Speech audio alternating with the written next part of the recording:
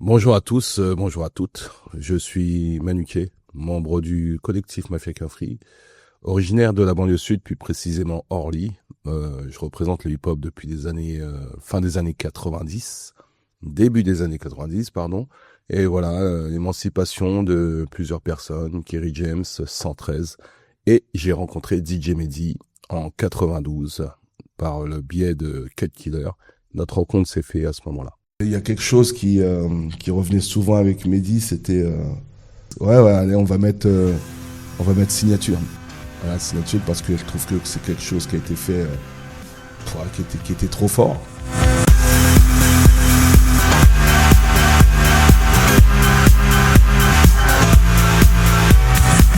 DJ Mehdi, Lucky Boy in Toulouse, une collection de podcasts produite par Forward et Warous Productions. Épisode 1, Manuquet.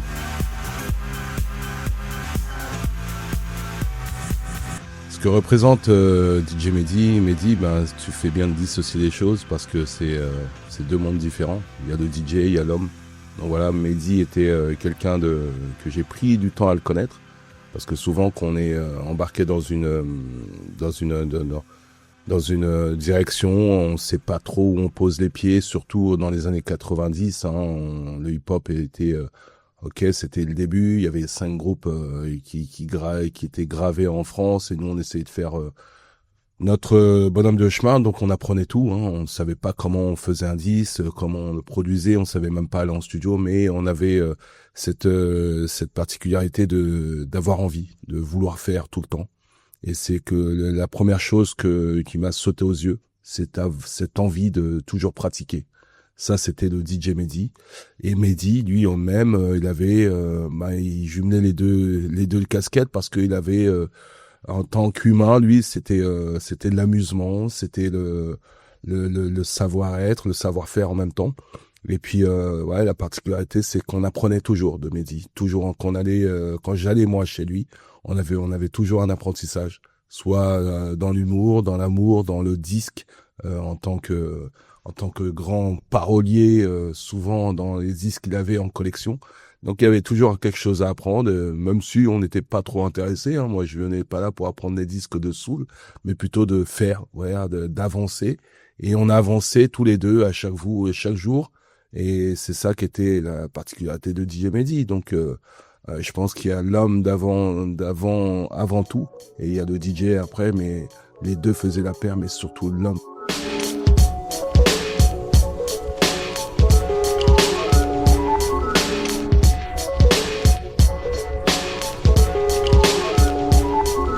On parle d'un adolescent parce que, ouais, c'est ce qui m'étonne, notamment c'est ce qui me frappe la première fois que je le vois.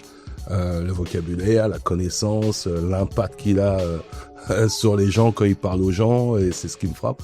Et puis après, on découvre finalement c'est quelqu'un qui s'adapte très vite parce que moi j'ai aucune connaissance, je suis encore timide, je suis pas développé encore comme lui dans l'oralité, j'ai pas une très grande connaissance de ces disques de collection, mais j'ai quand même du savoir dans le hip-hop, j'ai des idées. Et c'est ça qui fait qu'on se rejoint tout à fait. Et j'entends parler de lui parce que c'est avant tout un DJ, mais un DJ compositeur. Chose qui est rare en France, dans le monde. Et il y en a très peu qui fait ça, à part DJ Cooler, que 45 King. Donc voilà, tous ces DJ, DJ de Run DMC. Donc DJ Mehdi était dans cette avancée. Donc c'est choquant. Il est DJ, en même temps il compose du son. Et pour trouver des instrus à l'époque, dans les années 90, début des années 2000, c'est très très rare. Du beatbox et je tape sur mes genoux avec les doigts. Et trouver quelqu'un dans ce sens, c'est super rare et j'ai trouvé ça magnifique. Première fois à la rencontre, oui, je suis dans un truc qu'on n'a jamais vu, quoi. Je suis comme on dirait comme quand on découvre Harry Potter, on est subjugué par ça, par ce qui se passe à ce moment-là, et c'est ce qui est fort, c'est qu'on a finalement quelque chose de précieux et qu'on garde en tête, et on est content parce qu'on se dit il y a que moi qui ai vu ça, on fait la route, on rentre à 2 heures de route, mais je suis super content parce qu'il y a que moi qui découvre ça finalement. Comment je maintiens cette flamme allumée? C'est le téléphone, tout simplement. à la maison avec les téléphones 01, toujours le même numéro. Et aussi, quand ces beepers commencent à venir, bah, on s'envoie des textos. Et on a c'est même pas des sessions de travail, c'est des sessions de découverte, on va dire. On se découvre d'abord nous-mêmes en tant qu'être humain, et on se découvre parce qu'on veut faire, les idées qu'on a. Lui, il est dans le sampling. Donc moi, je suis obligé de regarder comment il sample, même si ça durait des fois 3 heures, 4 heures. On rigolait, puis lui, il tournait le disque, il tournait, et puis jusqu'à ce qu'il trouve une boucle. Et finalement, ça devient des sessions d'apprentissage, tous les deux. On apprend à créer et créer quelque chose de nouveau qu'on maîtrise pas encore, mais qu'on va vite découvrir qu'on est à une certaine avancée que les autres n'ont pas parce qu'on fait des choses différentes et constructibles. Ce que je lui emmène à ce moment-là, déjà, c'est une amitié forte. Je pense que on s'est entendu, même si j'avais 6 ou 7 ans de plus que lui. Et des idées. Je crois que j'avais des idées plein la tête, de textes, de construire quelque chose, les références avec Kerry James, voilà, il avait besoin souvent de dispatcher sa musique, mais il savait pas à qui. Et à ce moment-là, moi, j'ai ce groupe Ideal J que j'ai fondé, et ça tombe bien, ça tombe à pic, et puis on doit construire une usine en partant de zéro, des fondations, tous les deux. Et moi, j'ai acquis distribuer ça. Et lui, là, il est dans l'idéologie avec sa matière qui est la musique.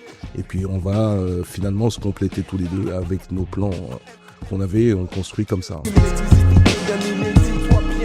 Attaque contre attaque, Magdadi Kerry.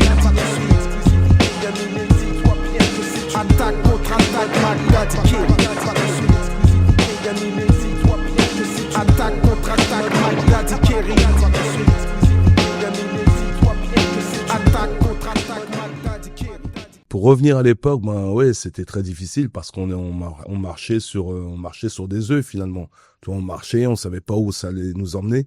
Donc sans faire le vieux singe de l'ancienne, oui, c'était mieux avant. Moi, j'aime pas trop ça. Je suis plutôt l'ancien qui dit ouais, c'est bien ce que vous faites aujourd'hui, mais on reste quand même solidaire de nos vieilles méthodes d'avant. Voilà, tout ça en créant des choses nous-mêmes, créant notre propre label en 92 qui s'appelait To Make Slow. Donc par un Minitel que l'oncle Amédi nous a légué à son travail, on tape le Minitel pour créer une association et qui deviendra l'arme de fabrique pour que tout le monde enregistre les premiers maxi parce qu'on a bénéficié de fonds par cette association. Et voilà, c'est l'époque où il y a rien, donc tout est à construire, à découvrir. Tout est des choses promotionnelles qu'on fait nous-mêmes. On va coller des stickers dans le métro, un peu partout pour se faire connaître. Alors que maintenant, un coup d'Instagram et tout le monde est réputé. Et on va faire nos propres concerts nous-mêmes. Le premier concert qu'on a fait nous-mêmes, c'est dans des villes, dans des associatives, devant du monde. Et puis, on a fait un très gros concert qui était à la MJC de Gennevilliers, au 4 août. Qui réunit 200 personnes ce jour-là, où il y avait Ideal J, différents types, et les gens nous découvrent comme ça. Et voilà, c'est tout ce cheminement qui est intéressant, c'est de construire nos propres choses nous-mêmes, sans maison de disques, un peu où finalement on revient à ça.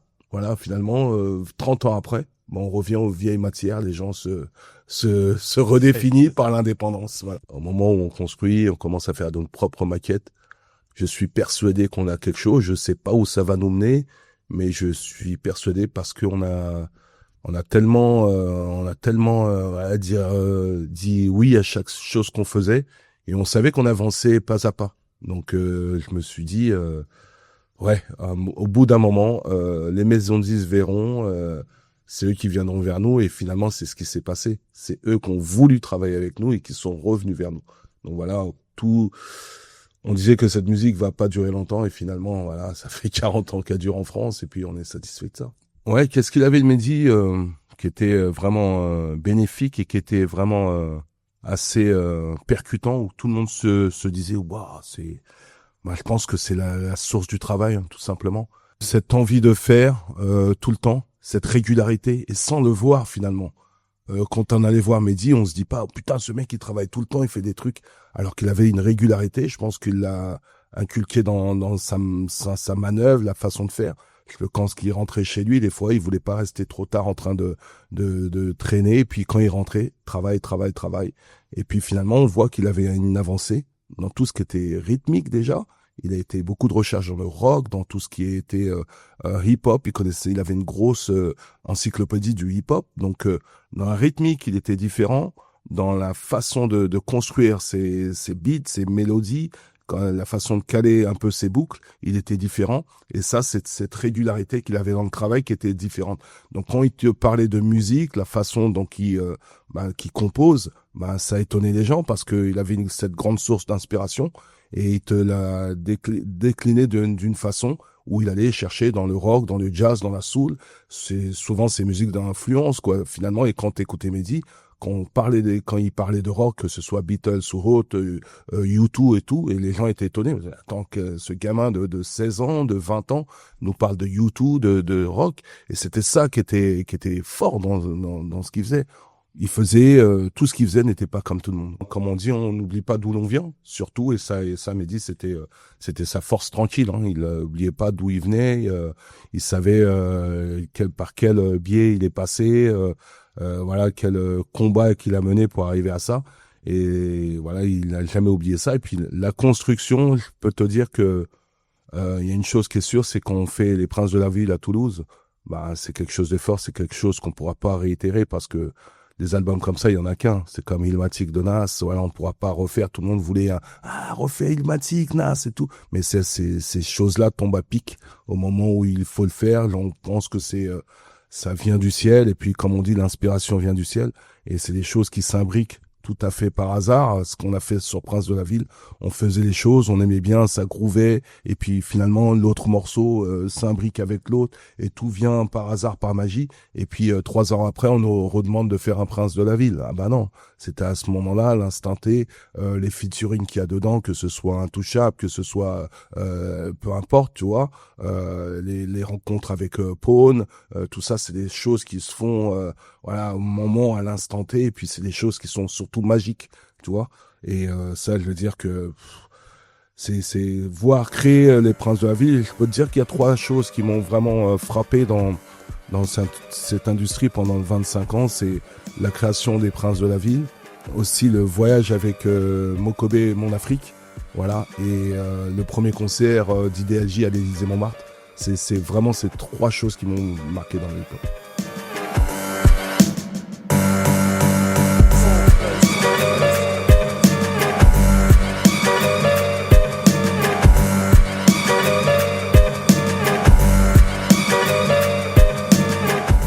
Alors, qui décide ? On voit la Funky Family le faire. On voit parce que les billets de Pawn, l'affiliation avec Mehdi, tout ça. Et on trouve que c'est bien, l'idée est bien, de partir un peu à la Wu-Tang, s'éclipser. Parce que si on reste à Paris, on sait que dans le studio, il y aura 300 têtes. Et 300 têtes, pour construire, déjà, on l'a vu avec 113 sur les premiers maxi. Truc de fou, déjà, il y avait 40 mecs qui venaient, aller-retour. Donc, pour travailler, c'était impossible. On apprend que la FF travaille à Toulouse. On demande au DA qui est Karim Thiam à cette époque-là, est-ce que c'est possible qu'on puisse s'enregistrer à Toulouse ? Ouais, c'est possible. C'est possible, mais dans un court espace, on peut pas rester là-bas des mois et des mois. Ouais, nous on est prêt à tenter le truc, on est prêt à tenter l'aventure. Mehdi est prêt, il a plein de banques de sons. On sait que le 113 a aidé dans tous les sens. Ils ont un vocabulaire comme personne ne l'a. Donc, on est prêt à partir. Est-ce que eux, vous êtes prêts ? Moi, je suis prêt à abandonner mes roucasseries à gauche, à droite. Et puis, on décide de partir à Toulouse. Voilà, s'extérioriser un peu du monde de la folie de Paris. Et on se retrouve à 5 là-bas. Et puis, voilà, on se plonge la tête dans cet album. On sait que la FF a enregistré là-bas. C'est le domaine est beau. C'est la ville rose. C'est tout ce qu'on sait de Toulouse, et c'est Blagnac surtout. On arrive là-bas, on voit le domaine, on est content parce que c'est paisible. Et surtout, il y a une source de travail qui est super inspirante. Il y a 2 studios qui sont gigantesques et je sais pas ce que c'est devenu d'ailleurs. Mais pour raconter ce mois, la première journée, on installe les machines, on fait un foot entre nous. Un bon petit foot, voilà, on avait pris l'avion, on fait un bon petit foot. J'ai toujours été footeux, donc je m'éclate à chaque fois que je joue. Et à ce moment-là, on prend nos quartiers, on va à la piscine, on mange bien, on va faire un tour dans Toulouse. et le lendemain, c'est le travail direct. Le lendemain, c'est lever 11h, on est déjà au studio au travail. On écoute les banques de sons de Mehdi et on attaque direct. Premier levé, c'était Mehdi qui venait taper à ma porte et on allait au studio parce que le 113 dormait encore. Donc nous, comme c'est les couches tard, nous on allait d'abord au studio et eux ils nous rejoignaient. On faisait ça dans une décontraction totale. On est allé là-bas vers 10-11 heures. Et c'était toujours, on avait cette éthique avec Mehdi, il frappait ou moi je frappais. Et des fois, il m'arrivait d'aller au studio et Mehdi, il était déjà en train d'écouter du son. Et puis le 113 arrivait petit à petit, puis on attaquait vers... je pense qu'on attaquait... souvent, on allait manger après au repas vers 13h et puis on rattaquait derrière. Mais par contre, on restait des 10h, 12h dans le studio. On est bien et en plus, il y a le téléphone qui est gratuit là-bas. Donc on peut appeler au pays, on peut appeler les potos, tout ça, parce que le téléphone c'était dur à l'époque, on n'avait pas encore les portables qui étaient free. Et on se trouve dans quelque chose assez paisible. On peut aller à Toulouse, il y avait une petite voiture, là on disait à l'ingé qui avait le permis de nous amener en ville, on va faire un tour, on allait à Fnac, on revenait. Et finalement on se sent bien là-bas. On se sent tellement bien que les morceaux sont bons et ça sonne, on a un vrai ingé. Franchement, on était super contents. Et là, moi, ils nous accueillent très professionnellement et ils sont en train de découvrir aussi, comme nous tous. Hein. Nous tous, on découvre qu'on est en train de faire un vaisseau spatial finalement. Mais comme tu disais, il y a eu du passage. Il y a eu Pone qui est passé, il y a eu Dadou qui est passé nous voir, il y a eu Sat qui est passé. Voilà, il y a eu du passage pour commencer à écouter. Et les gens découvrent qu'on est en train de faire un vaisseau spatial, découvrent qu'on est en train de faire un truc qui est totalement en grand écart avec le hip-hop, voilà, totalement à l'opposé. Et on est en train de construire une folie, mais on ne sait pas où va ça nous amener, mais nous, ça nous plaît. Et on trouve qu'on a le groove, on trouve qu'on a quelque chose qu'on tient, et puis on veut aller jusqu'au bout, quoi. Quand ils viennent à ce moment-là, on est surtout sur... je pense qu'on est sur du ouais gros, des titres comme ça. Ouais, je pense que les gens prennent une claque quand même.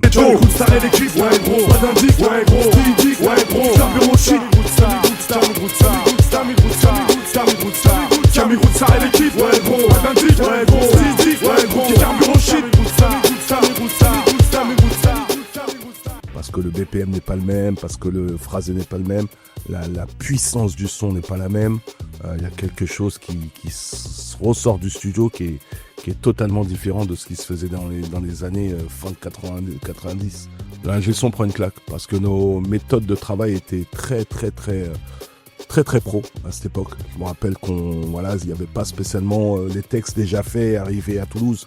Il n'y avait pas 10 textes déjà faits, mais le 113 travaillait d'un côté tranquillement. Mehdi et moi, on était dans le studio à écouter du son ou à préparer. Et quand ils étaient prêts, ils allaient poser. Mais c'était vraiment quelque chose de pro, franchement, sans s'en rendre compte, sans faire les Michel Polnareff ou quoi. Hein. Franchement, j'ai jamais vu des mecs aussi assidus. Tout en s'éclatant en fait, tu vois. On s'éclatait parce que les fous rires étaient là. Hein.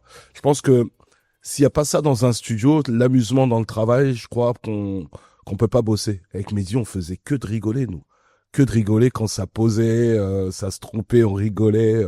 Refait à temps, on prend une pause, on sortait, on était mort de rire. Quand on essayait de trouver des expressions, des chants, des refrains, on rigolait parce que voilà, je pense que sans cette source de rigolade, on n'aurait jamais pu faire un morceau comme un album comme Les Princes. Ah, j'ai ce moment de jackpot. On le voit dans le documentaire où Jimmy Sissoko a très peu de temps. Il est entre midi et 18h pour faire un refrain. Donc, tu vois, le temps d'arriver, le temps de papoter, il est déjà 14h. Il a toujours pas attaqué le refrain. 15h, il a l'avion à 18h. Son refrain, on sait que Jimmy Sissoko et les chanteurs font des chœurs, des vibes, des trucs, ça met du temps. Il est 15h30, on a toujours pas le truc. On se dit, ça va être dur. Et lui, l'avion, la maison de disques, reprendre des avions plus tard, demain, tout ça, c'était hors de question à cette époque. Donc, il y a une petite aire de refrain. Il fait une mélodie, mais on n'a pas ce qu'on veut. 16h, le temps passe. Karim commence à monter dans les tours, c'est quoi ce truc, dépêche-toi, on en est où?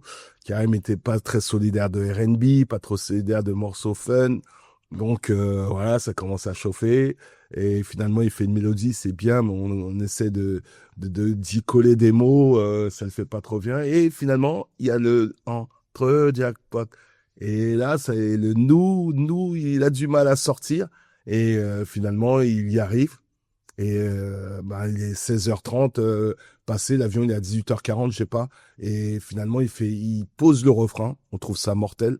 Mais Karim pète les plombs parce qu'il veut faire des vibes, des chœurs de scie. Il lui dit ouais, t'inquiète, on le fera à Paris. Mais Karim, lui, il savait qu'il avait son morceau, c'était cool. Et après, il file, il prend l'avion. Et puis Karim, il dit il y aura pas de vibe sur ce morceau. Et puis finalement, ça reste un morceau super mélodieux, super abouti. Et jusqu'à maintenant, quand tu le mets dans les soirées, dans les clubs, le truc, il le fait, quoi. Mais c'était un moment à la fois d'énervement et à la fois super rigolo 20 ans après, quoi. Entre jackpot, on donne ça à l'ancienne comme au bon vieux temps. Pour nos potes et ceux qui traînent avec nous. Si tu te rappelles du ghetto. Mon jackpot, et mon jackpot, oh. Pour raconter les processus des constructions de morceaux, moi j'étais très dans le vocabulaire des titres.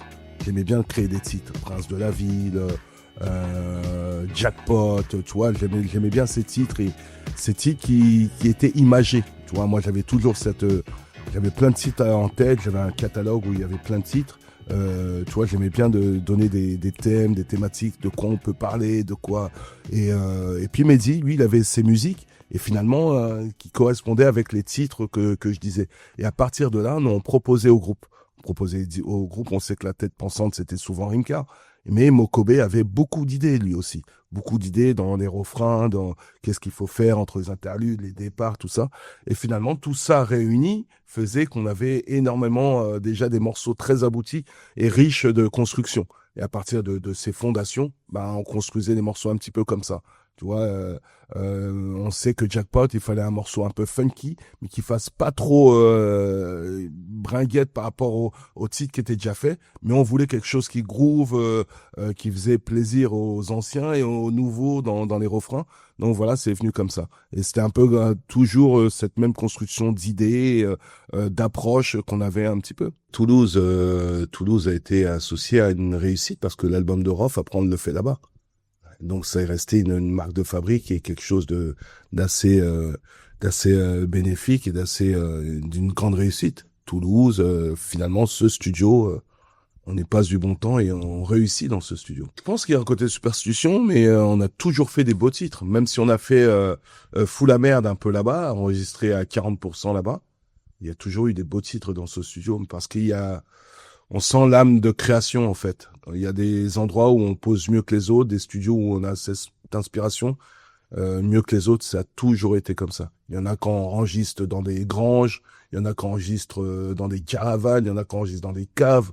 Pourquoi c'est pas par faute de budget et tout. Même des plus grands artistes au monde enregistrent dans des endroits un peu moins sophistiqués que d'autres, mais c'est parce qu'ils ont leur âme de création et souvent c'est comme ça. Parce que ce que je garde de cette ville, c'est déjà la ville rose parce qu'il y a le soleil qui pète, je pense, plus que partout.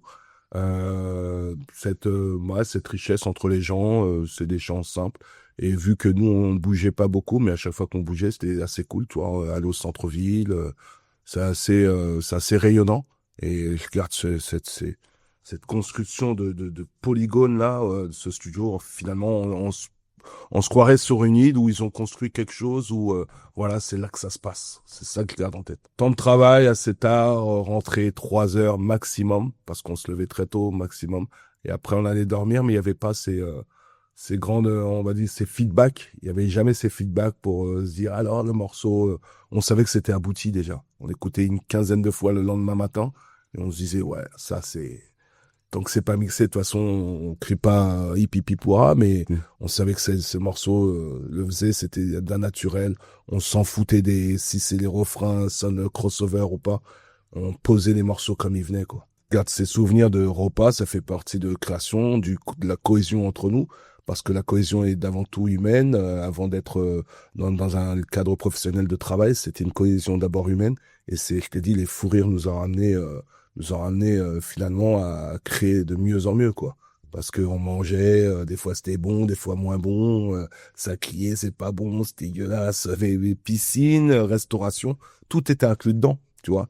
Et des fois ça louait des pizzas, ça nous les ramenait au studio. Mais finalement, on s'est dit que c'était bon vivre, hein, là-bas. On dormait sur le canapé des fois en attendant que quelqu'un pose, on se réveillait. Et surtout des appels qu'on appelait dans les pays à gauche à droite, ça faisait du bien parce que tout était payant à l'époque. Et là, on découvre, il y a un studio, allez, on peut y aller. Non, franchement, voilà, c'est sans ces marques de créativité, nous, entre nous, on a appris à mieux se connaître, on a appris à mieux vivre ensemble.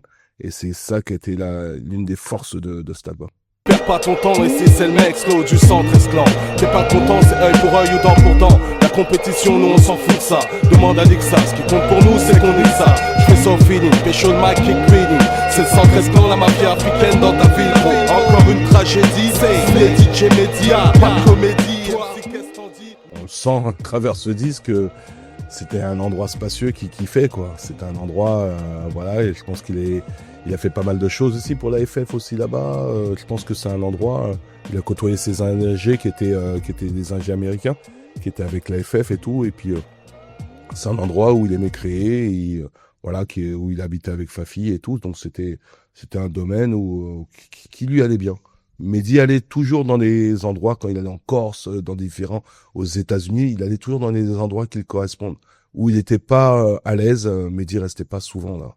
Et quand tu le voyais œuvrer beaucoup de temps, des fois il restait des 6 mois, 3 mois aux États-Unis, dans le même endroit, c'est-à-dire que où il était bien finalement. On va dire, je place le public toulousain, déjà c'est le public du Sud, hein, assez, on sait que les Français sont assez chauvins, ils aiment le son, ils aiment ce qui est dynamique.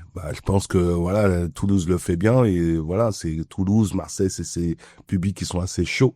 Et je pense que moi, j'ai pas été dans la tournée 113, mais je sais tous les concerts qui ont été faits à Toulouse. Moi, par contre, Marseille, je l'ai fait, et je sais que tous les publics du Sud sont assez répondants à chaque fois qu'on faisait des concerts, quoi.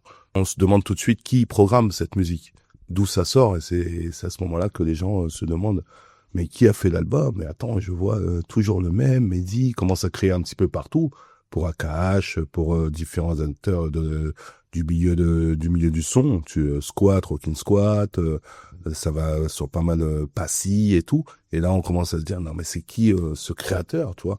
Et je pense que Mehdi, à partir de Prince de la Ville, il a compris que sa musique prenait une autre direction, parce que il a compris, c'est comme un mode d'emploi qu'il a étudié. Et une fois qu'il a compris ça, il cherchait à aller plus loin dans la même création, mais partir dans des univers différents. Mais c'est à ce moment-là que voilà, il n'est pas parti de la base du hip-hop, il est surtout parti de sa création à lui, son idée d'accélérer les BPM, et il y a imbriqué pas mal de mélodies à travers ça, que ce soit dans toutes les musiques où il allait puiser. Et une fois qu'il a fait l'album de 113, il s'est dit, en côtoyant les AKH, les trucs comme ça, qu'il avait cet avantage, cette opportunité de faire d'autres choses que le hip-hop et d'aller plus loin dans sa création. Et une fois qu'il a compris ça, lui, il signe son premier label deal à de labels, et il s'éclate, quoi. Il s'éclate en se disant que voilà, toutes les portes sont ouvertes, malgré le succès ou pas, mais il s'est éclaté avec ce qu'il avait en tête. Ouais, j'ai senti ça, j'ai senti que c'est quelqu'un qu'on peut pas déséquilibrer dans sa création musicale. Quand il a une idée, Mehdi, c'est pour ça quand souvent c'est des gens réguliers dans la musique et qu'ils ont une forte idée en tête, on peut pas ralentir le BPM. Ah non, tu peux pas ralentir parce que je l'ai fait comme ça, et puis on est obligé de s'adapter, tu vois. On est obligé de s'adapter à sa méthode, tu vois. Je prends l'exemple de Luis Enrique quand il arrive à Paris, c'est sa méthode. On fait pas avec, on dit pas, oui, il y a lui, non, moi je fais comme ça, avec ou sans eux, je fais comme ça. Et Mehdi, c'était un peu ça. C'est, voilà, je suis le manager de mes équipes. Vous allez me suivre parce que moi, mes idées, c'est comme ça. Je fais du Ideal J, c'est comme ça. Je fais venir une section de violon parce que c'est à ce moment-là que je sens le morceau. Il y a des paroles qui sont puissantes avec la voix rock de Kerry, mais je veux qu'il y ait une section de violon sur ce morceau, et je sens que ça va le faire. Et Kerry, il peut pas dire non, il n'y a pas de section. Oui, je te laisse faire, c'est toi qui as la création. Et finalement, on se rend compte qu'il a raison, quoi. Tout ce qu'il crée, devient magique, et puis il a ses idées, et puis on peut pas le déséquilibrer là-dessus.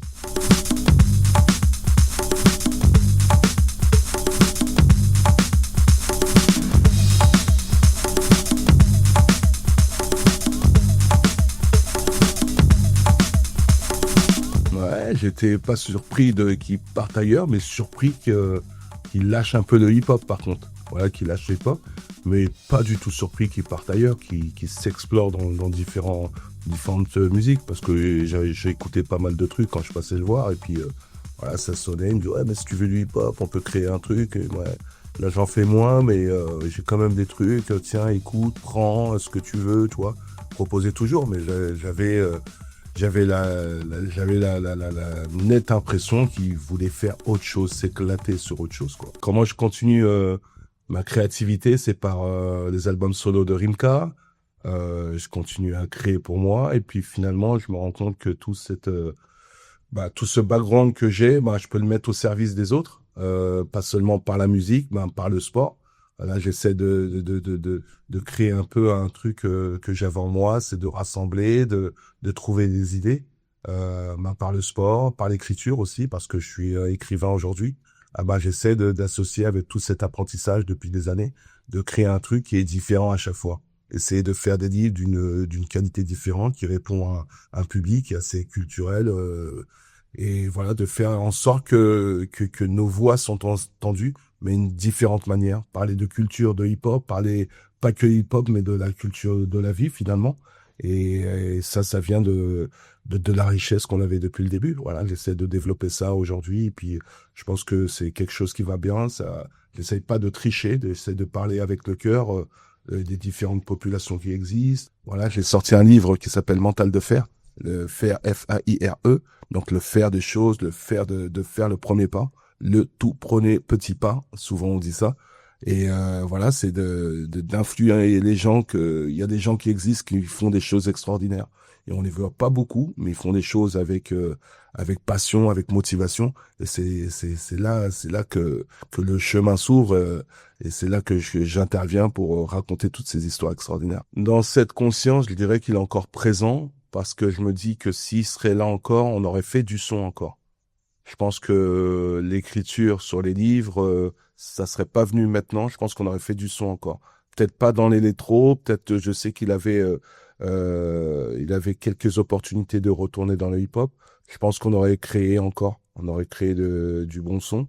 Et puis, dans mes exercices, j'essaie de capitaliser ce que j'ai fait avant et maintenant. Et je pense que dans mes exercices, souvent, quand j'ai des blocages, il y a des morceaux qui me reviennent de Mehdi, et puis je réfléchis, et ça vient naturellement. J'essaie pas de creuser et de me prendre la tête, et parce que je perds du temps, et souvent qu'on fait des choses trop complexes, on cherche à faire le mieux possible, souvent ça marche pas. Et j'essaie de créer tout naturellement en écoutant son premier album, parce qu'il y a des titres qui font réfléchir, et puis voilà, j'essaie de faire avec le cœur, et puis et d'écrire naturellement. Donc tout le temps, la créativité, quand elle est bloquée, je pense à lui, quoi. Le pouls de la scène toulousaine, on va dire, c'est un fragment de plein de choses, tu vois. C'est du hip-hop, c'est du rock, c'est de la soul, finalement, ça vibre avec l'époque, c'est les années 2000 et plus. Voilà, on dirait que c'est toute l'évolution de ce qui s'est fait depuis 2010. Je pense que les gens évoluent avec le temps, et il faut le reconnaître. Et c'est tous les gens qui sont ingénieux, qui vont vite, qui créent vite, et qui parlent de choses qu'on s'attend pas. Voilà, un Big Flo et Oli, voilà, c'est un phénomène qui peut durer, parce que les mecs, ils sont sans cesse en train d'évoluer avec le temps, de se renouveler sur plein de choses. Et je pense que c'est une bonne approche. La scène toulousaine évolue. Et comme partout en France, on essaie de créer des nouvelles chansons, faire du rap avec de la chanson au refrain, de la chanson et puis du rap au refrain. Tu vois, on essaie de créer plein de choses. Je crois que c'est un bon modèle d'exploitation. L'important, c'est de créer, et puis faire en sorte que ça plaît à l'artiste avant tout, et puis que ça plaise aux jeunes. Combien de temps ça dure, ça c'est plus une question de public qui choisit maintenant. Tu vois, nous on faisait en sorte de faire notre musique et que ça nous plaît à nous. On savait que quand on faisait des beaux textes, que ça allait durer. La preuve que maintenant on écoute des textes qui ont encore 25 ans, comme J'ai mal au cœur de Kerry, comme on a pu écouter tu vois, plein de textes de Akhenaton qui reviennent de 25 ans et qui durent parce qu'on l'a voulu, parce qu'on a mis des ingrédients pour ça. Maintenant, la musique est différente, donc il faut l'accepter.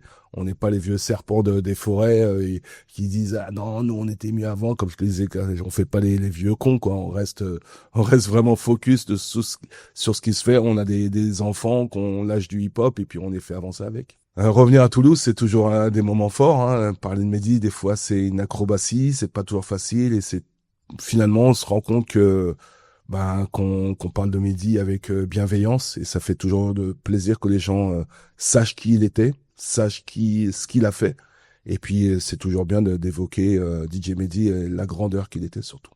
Et ouais, on va finir là-dessus. Il y a quelque chose qui me fait penser à lui que j'écoute tout le temps.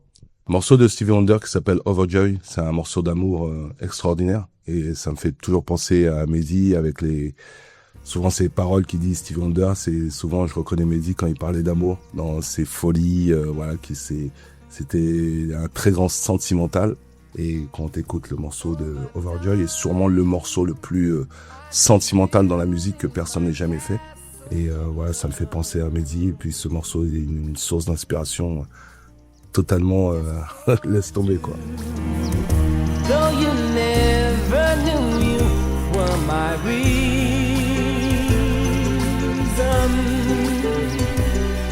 I've gone much too far. DJ Mehdi, Lucky Boy in Toulouse, une collection de podcasts produite par Forward et Warous Productions. Over dreams.